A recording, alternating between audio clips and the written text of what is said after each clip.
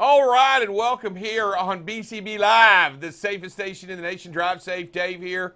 As usual, Sir Rick is on assignment the first part of this week, so you will get Drive Safe Dave in all of his glory. But beyond that, I have a special guest in studio. As you may have already seen due to the intro, we've got Hayden Allred here in studio from Truck Book. How are you doing, Hayden? Fantastic. How about yourself? Glad to be here. Are you? Are you a little excited about being here? Or you remain calm. I will get your autograph later. I will make sure that you get an autograph copy later from Drive Safe Dave, because I know that's in high demand as we speak. You know, we're going to get to you in just a second, but we always open the show with a little bit of news that's going on. Number one, I want to say Giggle Maggies. I want to make sure I get that out there for everybody, as they did pull one out this weekend over Arkansas, and it is important. The most important game of the week, though, is happening tonight. As you may well know, my Cowboys are playing the dreaded Giants this weekend on Monday Night Football. So we'll be watching, and there are some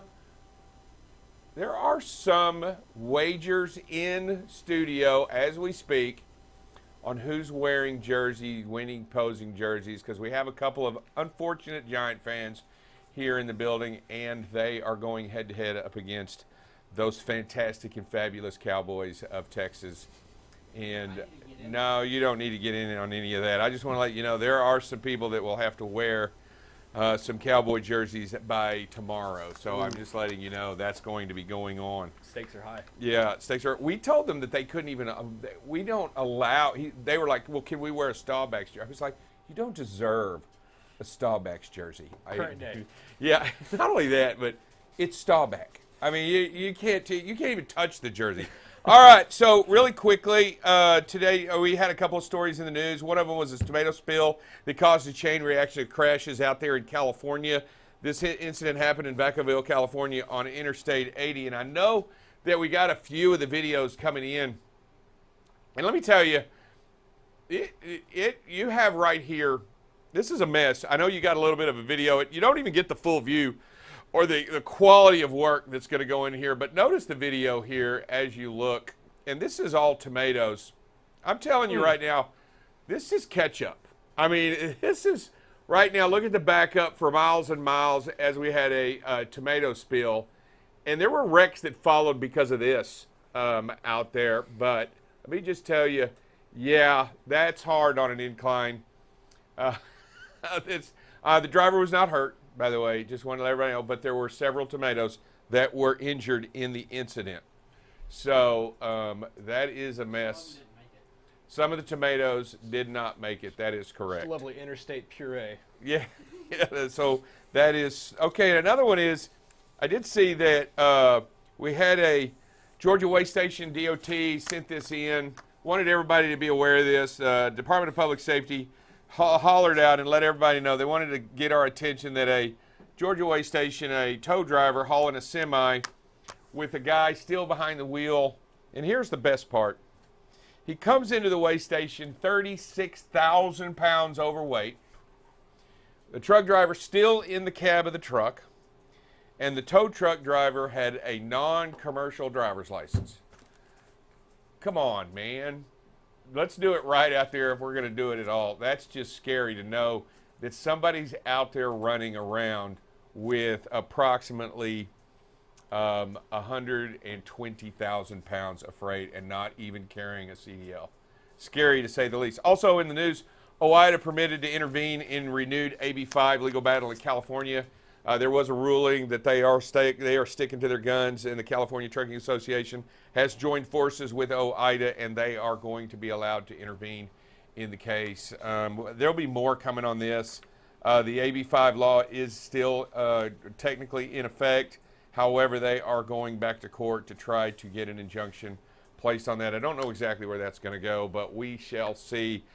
And where they lead. I'm not a real proponent of AB5, right? You're not. We just report the news. Yep. No, not a fan. I'm not a fan. Not a fan. Not a fan of it either. All right, I'll tell you what. That is in the news. But you're here today, and you're my sidekick today, Hayden. Little celebrity shot, quote unquote, co-host. Yeah, you're coming in studio. You came in. You kind of like studio. Dude, I love it. You have a fantastic space here. No, it's not bad, right? It's fantastic. Yeah, it's actually kind of semi-professional, isn't it? Would you, Kay? I'd say you're above. You passed the semi-professional. You stepped into the professional realm. I know, it's kind of nice. I mean, we got studio stuff, high electronics. We even have these cool mics, that you can walk around with. I like it. Clear audio, got great lighting, Great better lighting. personalities, great color commentary. I think you guys have made it to the show. Yeah, I know. You know what? Right here, and I just want everybody to know, Drive Safe Dave needs a raise. Make sure when Sir Rick gets back, we have informed him that not only we've moved into the, what designates you from an amateur to a professional is the amount of pay. Okay. Noted, right? Noted. I mean, that you got an amateur in sports, and then you have a professional in sports. Yep. Seems like, and those $150 million contracts are looking pretty good right now. They don't suck. Yeah. Yeah, they don't at all. Yeah. All right, so real quick, let's talk about you, Hayden. Hayden, you are the enterprise sales director at Truckbook. Tell us more about what it is and why it was created. Great question. So we are technology first and foremost, but you can kind of look at our company as three separate silos. You've got our Truckbook app, which was originally built with the driver in mind, with the sole focus being how do we maximize a truckerpreneur's business, if you will, right? Statistically speaking, they're the ones that are subject to the most out-of-route mileage or empty miles for that.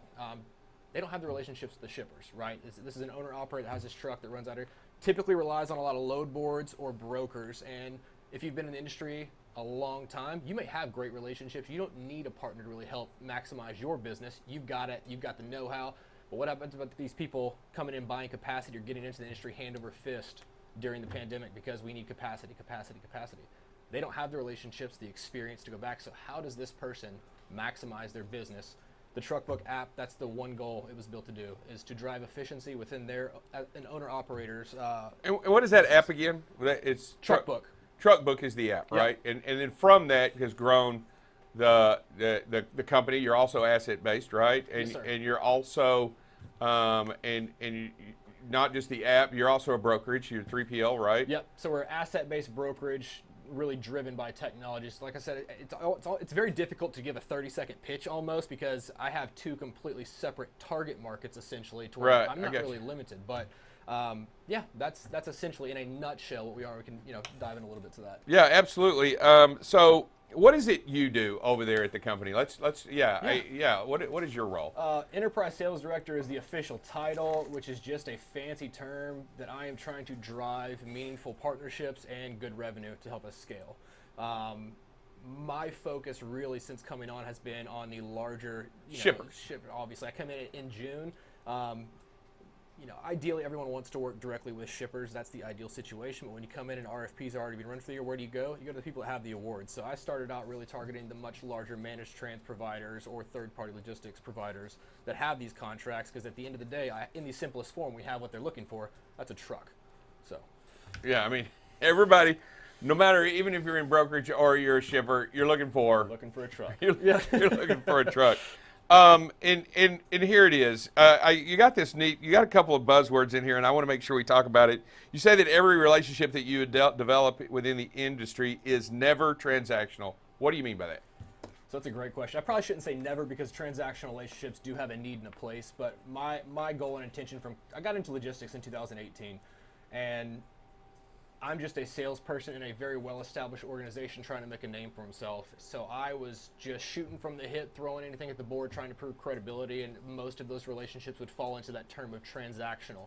There's no more depth in it than like, hey, let me quote some stuff. The traditional, a newbie, if you will, would come in and really rely on or lean on to perform. And I realized after finally getting some success and understanding, like, you can't scale a book of business or a company strictly based on transactional freight. As a salesperson that's on the customer-facing side, I have found those quote-unquote real relationships to be invaluable, whether it's somebody that I can sell to or buy from, or if it's just someone that does something very unique that complements what I do, or just something different, I really like to take time to develop that relationship or that connection with that person, because I can't tell you how many times that's come full circle to where I was either able to introduce them to the perfect fit that solved a need, or vice versa, they were able to fill a need for someone I knew, a customer that I didn't do.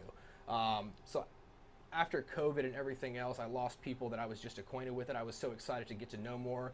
And I think we all experienced a lot of that. I realized that I don't want to have those transactional relationships where it's simply buy, sell, order taking. Like, that's not what I do.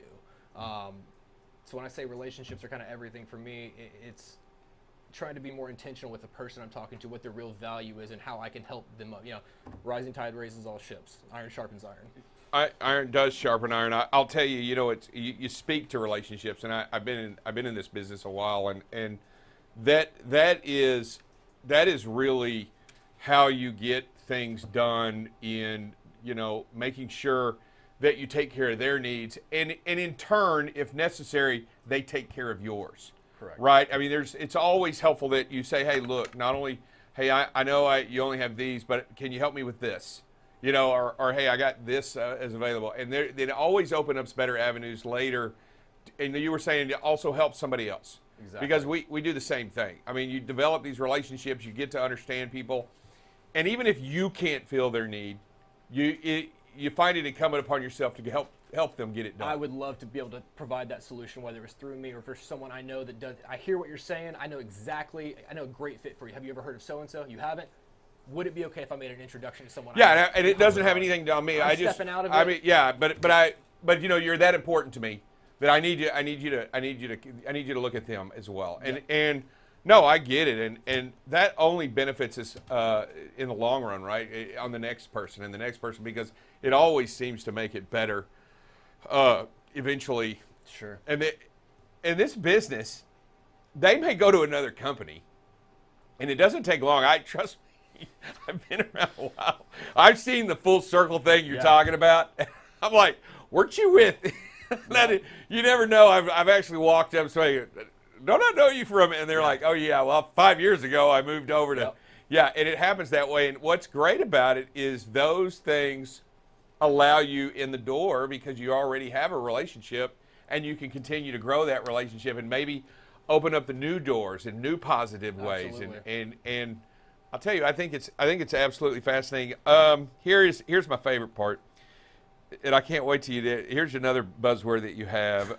Why do you refer yourself as the plug?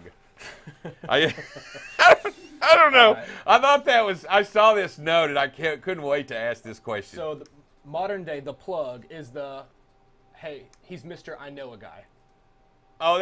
Oh no! That is so me. I have said that so many times. I know a guy. You are a one-stop You seem to have like the right person to make it. Oh my God! Don't tell me that's what that word. Oh, so that's what that means. I know a guy. You're the plug. Hey, I know exactly. I don't do it, but I know someone who's I know a very guy. good at that. Let me introduce you. Oh, I so do that all the time. I came into logistics at Worldwide Express, and so they're massive privately owned third party. Really specializing in the LTL space. What makes them unique, obviously, if you're not familiar, is their exclusive contractual partnership with UPS. So much like a carrier can get blanket rates from their LTL partners and resell them, Worldwide Express was able to do so on the parcel. So I came into logistics, and instead of just learning truckload or one mode of transportation, I learned small parcel, LTL, full truckload, container, final mile, e-com systems, WMS, so between there, my quick stint at Global Trans, to, the jobs I've had in these past 3 years, I've been very fortunate to meet some great people, some great companies with some unique offerings and service. So I feel very equipped and informed to almost anything supply chain related, to where it's like, hey, Mr. Customer, the services I handle directly. Also couldn't help but notice you buy a ton of corrugated packaging. Do you mind me asking who your supplier is? Oh, okay, cool. Hey, I have a friend that actually manufactures for them. Since you're buying from a distributor, would it make sense if I just connect you directly to the source that can meet your turn time and probably cut some cost down? Is that worth the conversation? Hey, yeah, absolutely, I would love to do that. So I found my joy in doing that, one, because I had to figure out how to keep my competitors from coming in and backdooring me just by nickel and diming my rates. Here's a login, quote me if I'm cheap or go with me. Right? Absolutely. I'm trying to be that person when someone comes in and tries to take my business, my contact goes, I don't care if you're saving me 15%. Like, Hayden has done this, this, and this for us. He didn't ask for a thing in return for these other things. Like, he has brought so much value to us, at least in my mind. That's what I'm trying to accomplish. That I become irreplaceable because I am a true asset to them as a consultant, as a partner who clearly has their best interest in mind, whether it benefits me or not.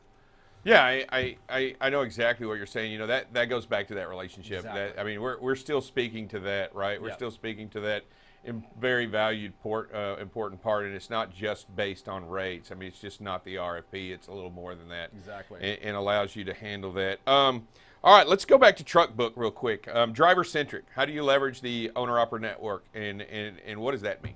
Yeah, so our Truckbook app was so if you look on the App Store, and look, you have been in this much longer. I mean, we use the word much. You're saying I'm old. Quite a bit longer. No, you've been in this longer than me. I'm a young gun in this industry. No, you're good. But no, you're good. It's technology is not the most appealing thing to the last generation of good truck drivers. Like, typically, it's not. They're not just swimming at it looking for it. A lot of them prefer to do things the old way. If it's not broke, don't fix it. So that's been a big challenge for companies just to get adoption. Well, we did so well that we've got, I think, 15,000 reviews on both the Google Play Store, or Android and iPhone app, with like a 4.9 out of 5-star reviews, meaning the drivers, the owner-operators, the small fleet owners that are using this app, they're enjoying it. It's working. No, good. That's awesome. So because of that, now we have a very dense network of 40,000 plus true owner-operators, with 150,000 total plus users, including small fleet owners, which we kind of categorize as 10 trucks or less, using this app autonomously, to where I'm not having to push emails to them or call them and try to figure it out. We're using data science and our proprietary algorithms to create optimality within a driver's quote-unquote independent contractor business. Yeah, I mean, he kind of has his own needs, and he's utilizing the app to fulfill his needs, and I get it. Look, you can't be in this industry very long and not understand that technology is always ever changing and ever necessary to this industry. I mean, to me now, more than ever, when you use this kind of stuff and this apps for the driver, this now has become an information business more than it's become a data-driven business, more than it's become freight-driven. Absolutely. And I mean, everything about this industry is completely data, and I think with the advent of the ELD, it brought up so much data to the forefront of our conversations every day that we still haven't been able to thumb through all of the data. Yeah. I mean, it's just so much of it now. Detention times, shipping times, travel times, driver productivity, driver, miles per. I mean, the data is endless and ever continuing to hit our field, and we're trying to jumble. Now everyone's trying to jumble and make sense of that data and that technology. And you're running into one, how are you capturing it? Is it clean, accurate data? Is it being leveraged correctly? It goes back to, like, knowledge is having information. Yeah, is the data putting in, is the data, because we were never really good at putting data in to begin with. We just did it as we went. Yep.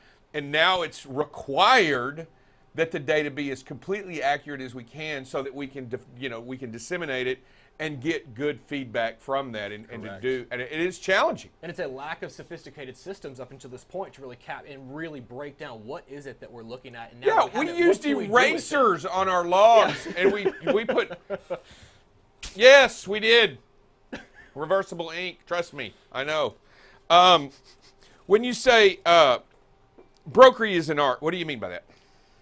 Ooh, so, I mean, you can relate to this more than I can, but I've been in this a short time, and I've never been in a true legacy truckload brokerage. I've been with larger third parties that have that as an offering or a line item, but what I have learned is that your experience and your success rate as a shipper or as a salesperson relying on your internal brokers or ops team to actually go out there, source, cover the capacity, you name it, there are levels to it, meaning you can have a very different experience depending on who you're dealing with. And it changes daily. Let's see, you have a guy that his go-to move is just, you got to quote to him. It's a very simple example. He goes, oh, dat high is this, dat low is this is what we're going on. It's like, and that's the extent of what it is. And it's like, okay, well, I'm sure a lot of people are doing that. So how do you separate? Where's the skill gap come into play? Where does the experience come into play? Because if you're just relying on a few dashboards, using the numbers they give you and accepting it at face value, going, oh, it is what it is, here's what we can offer. It's like, that's not, that's an order taker. That's somebody I can hire someone for very inexpensive to do just that. The people that know their network, they know their carrier network, they know the ins and outs of their customer base. I mean, there's so many intricacies and nuances to being a broker and doing it very well that I'm mind blown just on my own experiences of the different people I deal with. So I'm always trying to capture what was it about this person that really stood out to me and did such a great job. Yeah, I mean, I get it. You know, I mean, there's so many. It is easy to make, and it is easy to lose money in brokering. I mean, you got to be careful with what you do, but at the ultimate end of the day, the freight's got to be covered. It does. And no matter how you took it or what it is, I mean, it is an art to it. I agree. I was reading it, and I wanted to hear your deal, but I absolutely believe there is an art to doing it. It's buying and selling, and that's what you're doing. Yeah. You're buying and selling. You're buying low and selling high. That's the ultimate goal. And any brokerage, model. You know, that's right. I mean, that's the winning model. Yeah, it does well. It seems to withstand the test of time. So. And I think a lot of people are going to that. But you know, the fortunate thing about TruckBook is that it also has an asset-based model to it. So you also have your own trucks. Our owner was very smart. So in December of 21, he decided, hey, we're going to go purchase some MCs. Right. We want on the asset side. We've got an MC older than JB Hunt's on both the asset and the brokerage side. They were both in great standings and a decent fleet. 200 trucks, 600 trailers, and we primarily really focused on the Western 11, including Texas. So that's where our core asset network is. Yeah. So I mean, what it does is it allows you to go in and do those RFPs that you wouldn't normally get if you were just a straight 3PL, correct? I've got to say, the most fun thing I've ever done professionally was selling and learning this when you start realizing you're good and catching momentum. Now I'm on the asset side for the first time in my life, and I've got to tell you, I feel like I have a cheat sheet. I feel like I have almost zero sales resistance compared to the world I came from. So it's been very fun to really lead with that, because now I don't have to sell, really. It's all conversational. It's just like, hey, this is what I do.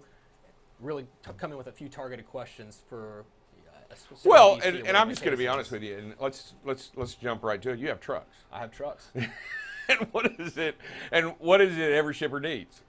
Shipper needs it. A broker needs it. Everybody needs it. Everybody needs a truck, right? And a driver to drive the truck. And a driver to drive it. Yeah. And ultimately, that's where it comes down to. Absolutely. But I'll tell you something, and I was looking through here and stuff like that. You know, let me get to this, and let me ask you a question. You've been in the industry a little while. What is your take? So here at BCB Live, our fundamental is we're the safest station in the nation.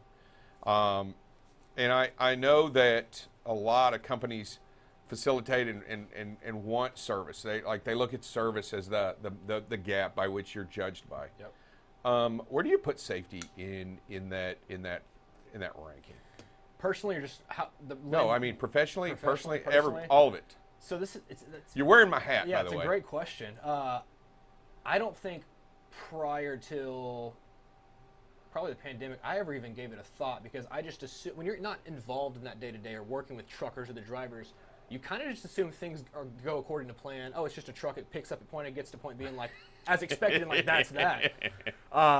That's what you would think. Then after, really becoming more in tune with our industry and really what goes into it, you read the horror stories of drivers pulling out in front of what you call the kill zone of a driver and just slamming on it, realizing they're going to plow, like it's over because they didn't understand certain things. I mean, safety wasn't involved.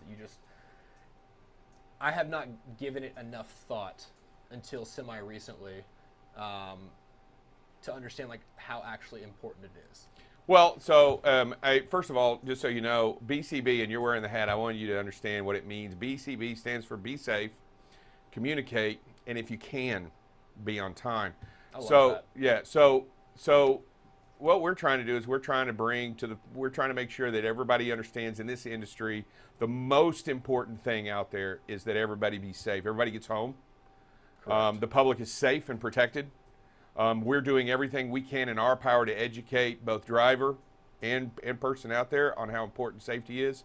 And it sounds to me like you have wonderful relationships and that your development of these relationships is fantastic. I encourage you, I'm asking you to go out there and make sure that no matter when and how you do it, you mention safety in all of them. I accept that challenge. Yeah, I think it's important because we have to change the way this industry looks. Correct. For all of us. If we want this industry to continue, And we want it to grow, and we want it to be the strength and where it is in this industry. We want to make sure that, and I like it when young people get involved and they're drawn to it, and they're getting it right. They're getting in. Yeah. You're in. Yep. Right. You're already in. And when you get here, I want you to armor yourself with the most important aspect of trucking, and that's how important it is to be safe. And I'm telling you that because these men and women that are behind the wheel, they have the effect.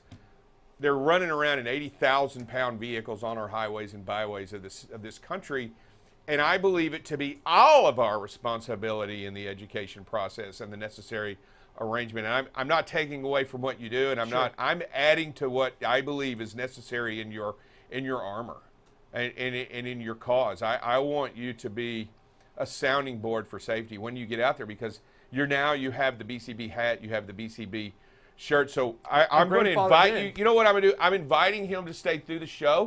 He's going to sit through the show. We're going to have safety in here in a second. The safety's going to come in here. You're going to sit through safety. We're going to watch videos together. Do that. Yeah, we're going to watch from and by the way, all these videos are sent in from yesterday. Okay. They're not old videos. They're not ancient videos. I'm not going to get some 80s. No, you're not getting something. No, you're getting okay. Current videos. Fair enough. And we're going to talk about some of the videos. We're going to talk about some of the aspects of safety, and we're going to continue to talk about how important these things are in our industry. And we try to find those points because I think it is yours. So to me, safety is everyone's responsibility. And I'm using this opportune moment here on the show to get you involved in it. So you're going to go jumping in with both feet today. You're in the show today. You're going to watch. You're going to be here with the safety directors here. We're going to sit down. We're going to talk. We're going to watch some stuff. And for the next 15, 20 minutes, you're going to get exposed to safety. I would love that because I have not had enough of it. Yeah, you haven't had enough of it. You're going to get a chance to be a part of it. I want you to do me a favor. The next time you go out, I want you to start one of your meetings with a safety message. Okay. And it can be distracted driving. It can be wearing a seatbelt. It can be just something simple. Okay. But start your meeting. Say, hey, I'd like to start the meeting with a message of safety, because I think it's all our responsibility. And if I can win it from the shippers, and I can win it from the receivers, and I can win it from the owners, I can win it from the owner of companies, all the way down to the guy working the dock. I believe we truly are going to make a difference in this industry. You can revolutionize it, quite literally. No, it has to be done. If we want this to succeed, you already know there are financial corporations investing in lawyers to go after. All their job is to do is to try to make money from trucking companies involved in wrecks. They've got millions of dollars backing them. Yep. To go after a lot these. Of resources. A lot of resources for us when all we have to do is educate ourselves on safety. I mean, there's no truckload of commodities worth a human life. Not one. Not one. Not one. It's just not that important. All right, I'll tell you what we're going to, man, I'll tell you what, thank you so much. Now, we're going to close this segment, and then we're going to go to safety. But before we close the segment, I want you to say something for me. I want you to state your name, who you're with, and that you're watching BCB Live, the safest station in the nation. Say it right to that camera right there. Hayden Allred, Enterprise Sales Director at Truck Book, and you are live, BCB, safest station in the nation. All right. All right, we'll be right back with some safety in just a second. You're not going anywhere. Not going anywhere. All right, we'll be right back. You're watching BCB Live, the safest station in the nation. BCB Live covers freight. Here we are now at 21% of record freight being rejected. News down in Texas. We're going to talk a little bit about this. We had another $1.5 million seizure. If ever there's a time to do a pre or post trip, it's if you're doing something wrong. Weather, traffic. Hey, good morning, everybody. Welcome to some traffic and weather with Buckle Up Bob. You can kind of see where the visibility can be compromised a little bit. Again, right where that rain is. And most importantly, safety. One of the things that we must do is make sure that safety is the number one thing that we focus on. Going into an intersection yellow is not the way. That's to clear an intersection, not to enter an intersection. Tune in weekdays from 7 a.m. to 8 a.m. Central Standard Time. You can watch BCB Live through LinkedIn, YouTube, or Facebook. So what are you waiting for? Subscribe today and follow BCB Live.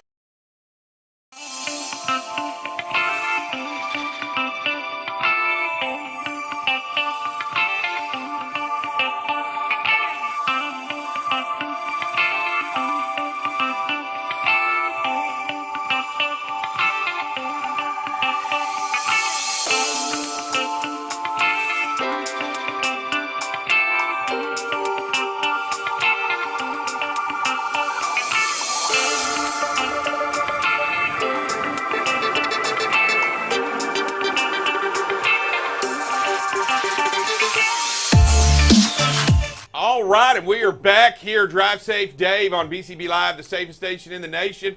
We've got Double Check Dale, as always, centering it up with some important safety information. And we have Hayden already in studio as a invited guest to safety. We've got a full panel here coming to you today to bring you the most and freshest ideas around safety. All right, Double Check. Let's have it. All right, you know, we're getting to the end of September. It's almost October, and so that means winter is just around the corner, starting in places. So we're going to talk a little bit this week about not so much winter driving, but about the chain laws and where do we need chains at. And the first one that comes up is I know. No, I'm where just is kidding. it? I don't know. I just It's- know. yes, I yes, know all yes, the. you do. I think Colorado. I know almost all the channels. It's Colorado. I mean, that's always the one that's always comes up the most. And what are the laws in Colorado? Where do you need to carry the chains? And so commercial vehicles driving on I-70 between mileposts 133 and 259 from September 1st to May 31st must carry sufficient chains at all times to be in compliance with the chain law. What that means is they got to have four sets of chains with them, because you have to have enough chains that are chain up 4 drive tires. So if you're west of Denver, which is the 259, as you're coming up the hill, going towards the Eisenhower Tunnel, which is 259, and then if you go all the way past Vail Pass, which brings you to the 133 mile marker, that right there is the only area in the state of Colorado that require you to carry them the entire length of travel between those dates. Nowhere else are you required to carry them. Now, that does not mean if the light is on, You aren't required to have them. You aren't required. If you plan on moving, you are required to chain up if the lights come on and say chain up required. So if you pull over and don't continue, it's okay. But there's only at that area between Vail Pass and between the Eisenhower Tunnel, it's necessary that you have them. Those are two that interstate just can't have you parked on the side of the road. It's too dangerous out there, and they want you to continue on and move through that area. There's no parking up through that area during that environment. Now, but that doesn't mean if you're going over Raton Pass and you choose not to go, you don't have to chain up. You just don't go. Yeah, and I think one of the important things to know is if you get stopped in between that place, they can ask for your chains. They can want to see those chains, and if you don't, it's a $50 fine right We there all on know spot. there's So- a scale house up there. We all know there's a scale house on the way down, and yeah, they will ask you. It is important. Chain laws, I mean, to know it. I will tell you though here, At BCB. and I recommend, and here at BCB Live, I recommend that chains aren't used to go into danger. They should be utilized to get out of. And I just remember that as a recommendation. I can't tell every driver what they should or shouldn't do, but in my opinion and experience, going into danger with chains is not necessarily the ideal situation. However, if you do have them and you need to get out of those situations, they can be used with some degree of safety in mind. And remember, the chains are there because they allow you a certain degree of traction. If you lock the brakes, the chains don't do anything. And Colorado does not require any chains on any of their trailers. There's no laws that No drag require chains. Yeah, so No drag chains. I mean, there are certain states out there that do require it in certain instances, but Colorado is not one. And that is that. That's All today's right. safety Well, topic. there's Brought to you the by si- Double is Check, that- Drive Safe, and Hayden. And Hayden, brought to you by Double Check, Drive Safe, and Hayden. All right, let's talk a little bit. Let's watch a couple of videos. Yeah, we got some good ones today. Ooh. Now, this is an interesting one to watch. Seatbelt. All right, no seatbelt No on the seatbelt. driver, and we're approaching a. Oh wait, I see a police officer there to the left. Can we get this real quick? I'm just- We've got the signals blinking at us. You know, we're going Look, so I'm going to watch that police officer and make sure he doesn't look down the track. Look down the track. Y'all see it coming? Oh yeah. oh, man. And that's- Now he sees it. This is not good. Oh, No, it's not. You know, situational awareness, you know, recognizing that if you go across that track and you got to stop for that stop sign, you don't have room. I'm not a physics master. However, that mass versus his Trains win. not Trains win all the Trains time. don't lose. very, very slim. They never lose. They're undefeated. when Yeah, it they're comes to- undefeated. They are undefeated. You know what? Here it is. So a couple of things happen here as you watch. The driver identifies the police officer right there to the left. He's making sure that the police officer doesn't see him without a seatbelt, and he's not making sure that he's looking down the tracks. And because of that, and look how you should always wear a seatbelt, everybody. Always. And you could save yourself. It has saved my life. You would have saved your life here because you might have noticed that the lights are blinking, and you might have noticed the train's coming. Not all train tracks have gates. So, got to be aware of that. And the train cannot stop. No. All right, next video. Ooh, stop sign, rolling stop Ooh. signs, rolling stop California sign. stop is what they call that. Yeah, that's not good. No matter where you are, you know, what time of day it is, whether you're familiar with the intersection or not, stop means stops, and you have to stop there. You have to protect that life. I mean, I think this one's late at night or getting late. You know, there may be cross traffic that decides not to turn their lights on. It's a little harder to see them. If you take the stop, if you stop and get a good look both ways, you know, it gives you a better opportunity to see what's coming at you. And this is a residential area as well. I mean, you can see the houses, and I don't know if that's a church up there on the left, but people are out, could be out walking, could be out jogging, could be out walking their dog. This is something I can't stress enough. So I've got 3 daughters. My oldest is 9, and she rides her bike to and from school. And you know, we've had these conversations about awareness and they have stop signs. Like, no. It's not their responsibility to see you. It doesn't always work. It's not fail proof. You have to watch. Exactly. Yes. All right. Here we are. Probably coming out of a customer going on to a public roadway. There is a stop sign there. Make a left-hand turn, and there's a stop sign there. And I mean, you know, you make that turn without getting that stop. I just didn't see it. I couldn't tell. I didn't see it. If you stop, you've seen it. You have that opportunity to look for it. Absolutely. Stop signs. Got to watch the rolling stop signs, everybody. We got to get those up. That looks more like more of a suggestion than it does a law. But stop signs are never suggestions. Never a second. All right, next video. Next video. Yeah, right. Oh, Next video. All right. So what's going on here? we're following too close. We were following too close. We've never allowed ourselves to get into a situation. You know, we're probably setting ourselves up for this pass thinking we're going to get out of it right away. But until we do get out of it, we're too close. And if something happens to that Jeep in front of us, we don't have an out. We don't have a safe place to go. And so you just always got to increase that speed or increase that space. Sorry about that. Increase the space. We're timing this car. Yeah. And we're just so close to the vehicle in front of us. This is aggressive driving. It's tailgating. It's whatever you want to call it. But we've got to give ourselves a little bit more distance if we want to be safe. I mean, just so you know, if you're back another second, a second and a half, you're actually going to be able to move over sooner. Yep, that vehicle gets past you 2 seconds quicker. I mean, and not be in a dangerous position. So, you know what? We encounter these every day. You know, you come up, the guy in front of you is driving slower than you are. The trick here is to recognize it and do something about it before you have to do this. I understand you're going to pass, but you got to stay back in order to be safe all the time because your reaction time is 1 second and you're half a second away from the driver in front of you. All right, next video. you know, it's in the nighttime, and so we should already be slowing down and increasing our distance between the vehicle ahead of us because our visibility is limited. And so just, you know, got to practice that and recognize, you know, as situations change that we, you know, change our driving habits, we increase our following distance, maybe slow down a little bit more, just give us all the advantages we can to be safe out there. I do like the fact we've moved over into the other lane. I know that we're a little bit too close, but I do like the fact that we've moved over into the other lane. And it would have been possible to move over quicker. I and not allow ours don't to get know in the there. situation. So, I mean, that's just I don't one know of the those things. situation prior to this, but let's say we hope so. Yeah.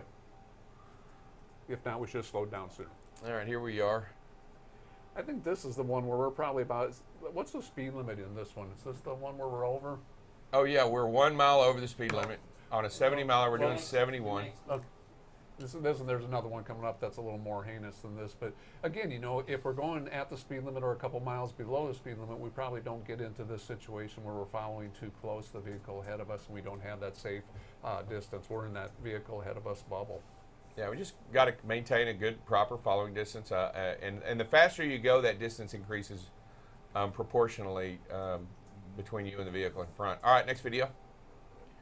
Here's the one where the speed limit's 60 and we're doing 71, and so and we're following too close. And the guy in front of us is going too slow. I mean, yeah, if he wasn't going so slow, no, I mean we just, you know, if we can change lanes, that's always an option. Or just slow down. One, if we're at the speed limit, we're probably not gaining on, or we're not this close behind it. And so just have to be aware of our situation around us and obey the laws, whether it's a speed limit sign, whether it's a stop sign. Just obey the laws that are out there. Yeah, and you know, we need to utilize, and we talked about technology. The technology in these devices that some of which we see lets you know you're either going too fast or you're too close to the vehicle in front of you.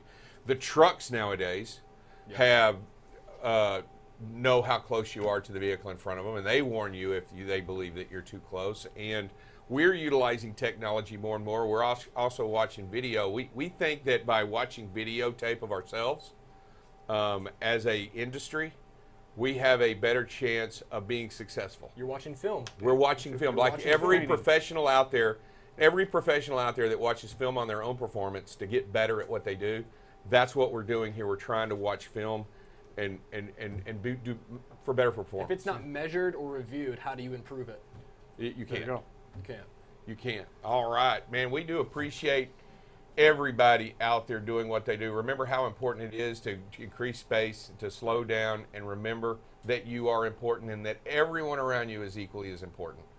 And that your responsibility is to them as much as it is to yourself.